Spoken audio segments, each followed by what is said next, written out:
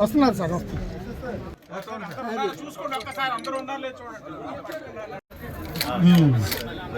Bus ఎక్కండి sir.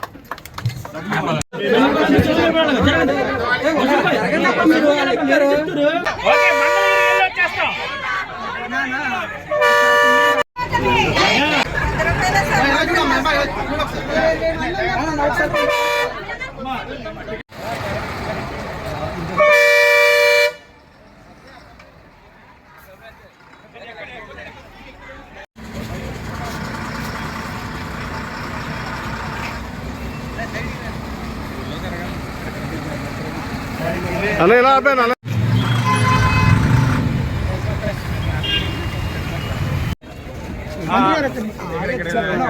వెనక పెట్టు.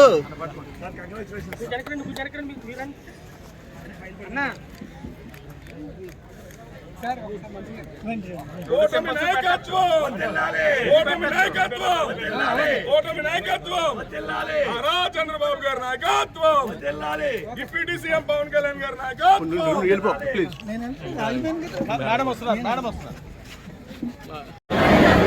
ముఖ్యమంత్రి చంద్రబాబు నాయుడు గారు, ఉప ముఖ్యమంత్రి పవన్ కళ్యాణ్ గారు సూపర్ 6 హామీలు ఏవైతే ప్రకటించారో వాటిలో భాగంగా ఒక్కొక్కటి నెరవేర్చుకుంటూ వస్తున్నటువంటి క్రమంలో ఇవాళ స్త్రీ శక్తి అనేటువంటి కార్యక్రమాన్ని, మహిళలకు ఉచిత బస్సు అనేటువంటి కార్యక్రమాన్ని శ్రీకారం చుట్టడం జరిగింది. ఇప్పుడే గంట క్రితం ముఖ్యమంత్రి చంద్రబాబు నాయుడు గారు, ఉప ముఖ్యమంత్రి పవన్ కళ్యాణ్ గారు, human resources minister Shri Nara Lokesh గారు స్త్రీ శక్తి కార్యక్రమాన్ని 2000లో ప్రారంభించడం అనేటువంటి విషయం మనందరికీ తెలిసిందే. ముఖ్యంగా మహిళలు దూరాభారం వల్ల ప్రయాణాలు చేయలేటువంటి పరిస్థితుల్లో ఆర్థికంగా ఇబ్బందులు ఉండి వ్యాపార కార్యక్రమాలు కానివ్వండి, ఇంట్లో జరిగేటువంటి కార్యక్రమాలు కానివ్వండి, వీటికి హాజరు కాలేకపోతున్నటువంటి పరిస్థితిని చూసి ముఖ్యమంత్రి గారు ఉచిత బస్సు అనేటువంటి కార్యక్రమాన్ని ఏర్పాటు చేయడం జరిగింది. ఇందులో ప్రధానంగా కేవలం మహిళలు మాత్రమే కాకుండా ట్రాన్స్జెండర్స్ కూడా భాగస్వాములు చేయడం, ఇది ఒక విప్లవాత్మకమైనటువంటి ఆలోచన. మహిళలని ఇచ్చి ట్రాన్స్జెండర్స్ ని ఎవరు చూస్తారనేటువంటి మాట ఎంతో కాలంగా ఉంది. సమాజంలో సరైనటువంటి ఆదరణకి నోచుకున్నటువంటి ట్రాన్స్జెండర్స్ ఎవరైతే ఉన్నారో వారికి కూడా ఇందులో భాగస్వామ్యం కల్పించడం, తద్వారా ప్రధానంగా పల్లెలకు కానీ అల్ట్రా పల్లెలకు కానీ ఇతరత్ర ఏవైతే ఎక్స్ప్రెస్లు కానీ ఉన్నాయో వాటన్నింటిలో కూడా రమారవి మన జిల్లాలో అయితే 186 బస్సులు రమారవి 56,000 కిలోమీటర్ల పైచిలకు తిరగడానికి అవకాశం కల్పించే విధంగా ఉచితంగా ఇవ్వడం జరుగుతూ ఉంది. ఇంకా సూపర్ లగ్జరీ నాన్ స్టాపుల్లో మాత్రం అవకాశం ఉండదు. అయితే పేద వర్గాల వారికి చాలా ప్రాంతాలకు వెళ్ళవలసి వస్తుంది కనుక వారికి ఉపయోగపడే అన్ని బస్సుల్లో కూడా వారికి అవకాశం జరుగుతుంది. దాంతోపాటు ఎన్క్లేవ్ అనేటువంటి ఒక మాట చెప్తూ ఉన్నారు.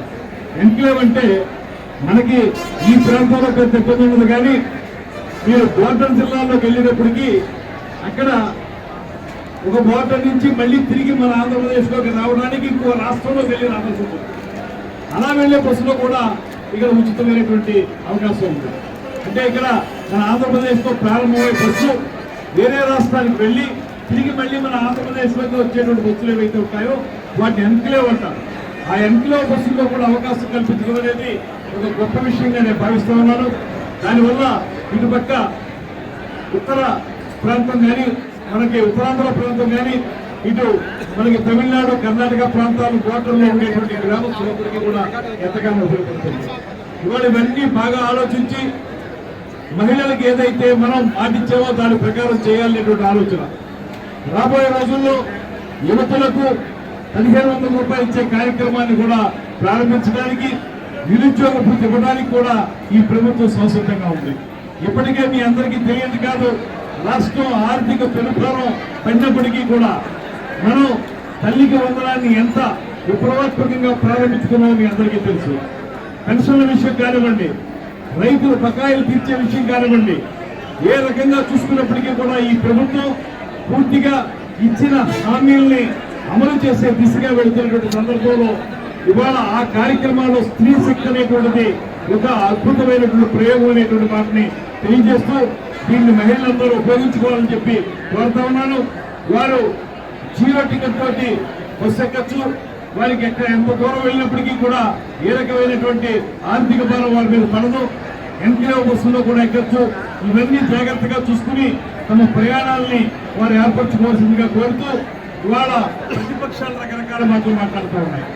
నిజానికి ప్రతిపక్షం అనేది రాష్ట్రంలో లేనే లేదు. ఎందువల్లంటే నిన్న జరిగినటువంటి పులివెందుల ఒంటిమిట్ట ఎన్నికలతోటి ప్రతిపక్షం అసలు ఈ రాష్ట్రంలో లేదనేటువంటి మాటే మనకి తేలిపోయింది. కూటమి ప్రభుత్వం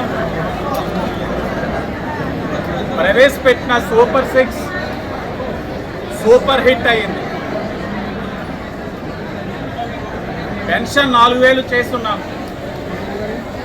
దివ్యాంగులకి 6000 చేస్తున్నాం, పూర్తిగా బెడ్రిడన్ అయిన వారికి 15000 చేస్తున్నాం.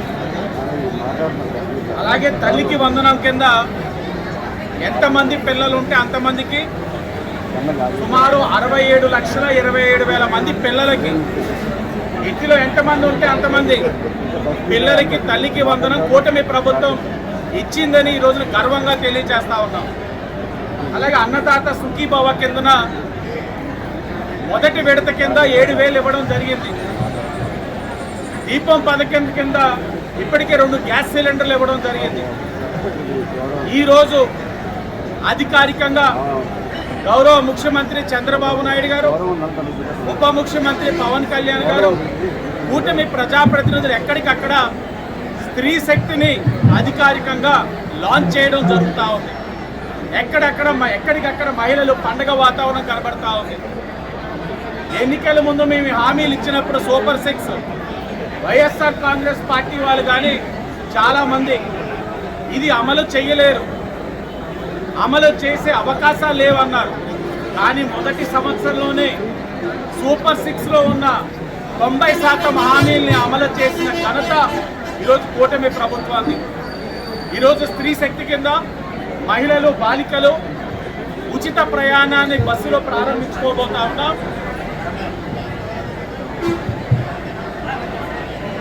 ఈరోజు స్త్రీ శక్తి కింద మహిళలు, బాలికలు అందరూ కూడా ఉచితంగా బస్సు ప్రయాణాన్ని ప్రారంభించుకోబోతా ఉన్నాం. అధికారికంగా జిల్లా మంత్రులు దుర్గేష్ గారు, కలెక్టర్ గారు, తోటి శాసనసభ్యులు, శాసనమండలి సభ్యులు, కార్పొరేషన్ చైర్మన్లు, మాజీ ప్రజాప్రతినిధులు, కూటమి నాయకులు అందరి సమక్షంలో ఈ కార్యక్రమాన్ని లాంఛనంగా ప్రారంభించుకోబోతా ఉన్నాం. కేవలం మహిళా సాధికారత, మహిళలకు ఊరట కలిగించాలి. వాళ్ళకి ఏదైతే ప్రయాణంలోని ఏ విధమైన ఇబ్బందులు కలగకుండా, ఆర్థికంగా ఏ విధమైన ఇబ్బంది అనేది ఉండకుండా ఈ స్త్రీ శక్తి అనే కార్యక్రమాన్ని శ్రీకారం ప్రభుత్వం తీసుకుంది. ఆర్థికపరమైన భారాలు ఉన్నా ఎక్కడ కూడా వెనకడుగు వేయట్లేదు. ఒక తల్లికి వందనంలోనే 10,000 కోట్లు ఈ కూటమి ప్రభుత్వం ఖర్చు పెట్టిందన్న విషయం ప్రజలు గమనించాలి. ఒక పక్కన ఇచ్చిన హామీలే కాకుండా ఇవ్వని హామీలు కూడా అమలు చేసుకుంటూ కూటమి ప్రభుత్వం ముందుకెళ్తా ఉంది. మొన్ననే D2D సుపరిపాలన తొలి అడుగు ఇంటింటికి వెళ్ళి ఎక్కడికక్కడ ప్రజల యొక్క స్పందన తెలుసుకున్నాం. 90% మంది ప్రజలు చాలా ఆనందం వ్యక్తం చేస్తా ఉన్నారు. కూటమి ప్రభుత్వం పరిపాలన బాగుంది, ప్రజాప్రతినిధుల పరిపాలన బాగుంది, ప్రజలకి అవసరం ఏదైతే ఉందో అవన్నీ కూడా చేస్తున్నారు. ఇచ్చిన హామీలే కాదు, ఇవ్వని హామీలు కూడా కూటమి ప్రభుత్వం నెరవేరుస్తుందని ప్రజలందరూ కూడా మా దగ్గర తెలియజేస్తా ఉన్నారు. ఇది ప్రజాప్రభుత్వం, ఇది మంచి ప్రభుత్వం. తప్పకుండా ప్రజల్ని ఒకటే కోరుతా ఉన్నాం. మీరు 2014-19లోని ఈ రాష్ట్రాన్ని ఒక దారిలో పెడితే 2019లో మీరు ఒక తప్పు నిర్ణయం తీసుకున్నారు. ఆ తప్పు నిర్ణయం వల్ల 5 సంవత్సరాలు ఈ రాష్ట్రంలోని వాక్ స్వేచ్ఛతో పాటు అందరూ కూడా ఇబ్బందులు పడ్డారు.